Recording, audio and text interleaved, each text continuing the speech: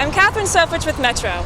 I'm an avid cyclist using my bike to commute, to recreate, and to get around town. It's a great option because it keeps me healthy, saves me money, and helps the environment. I'm here today to help you cross the I-5 bridge safely by bike. I've consulted two great resources, Metro's new edition of the Bike Fare Map and the City of Vancouver's I-5 bridge. Both of these resources provide good route information and safety tips.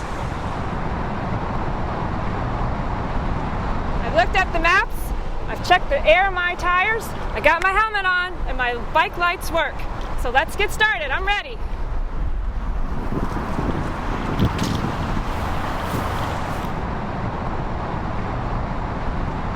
We have a concrete barrier that protects you, and then a railing on the right side protects you from the water. You can see there's various hazards, loud noise, so to always be aware of pedestrians and bikers coming the opposite direction since it is a narrow path.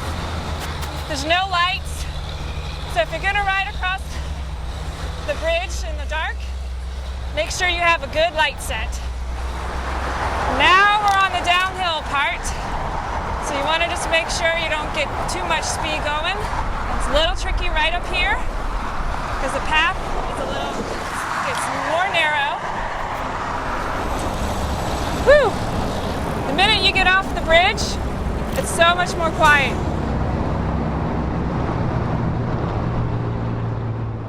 To stay on Hayden Island and to go shopping at Jansen Beach, I'm going to go left. To go to Portland, I'm going to go to the right. You have to go right. Even though the sign says to go to Vancouver, you need to take that right and go under the underpass. Right now, we are going to Portland. Here we have a couple of options. We could go right and head back across the bridge to the Washington side. This is where you would turn if you were riding from Portland to Vancouver. Right now, we are going left, which is the route to take to go into Portland. This section coming up does require some caution. We have to cross at 2 traffic signals using the crosswalks. Don't turn right before crossing the street. This will put you on the vehicle ramp to I-5. That's bad and dangerous. You'd actually end up in the traffic lane on a northbound bridge. Wait for the walk signal and use a crosswalk to get to the other side. Once we reach the other side, we need to stop and wait for the second signal. Again, make sure that cars see you because a lot of them will be turning right and may not pay attention. To continue heading south toward Delta Park in Portland requires riding on the sidewalk. And this crosswalk does not have a stoplight. So we need to inch our way out, pay attention, go slowly, look both ways. Looks like we're clear. If we're coming from the south heading north to Vancouver, we face the same crossings that we just drove through.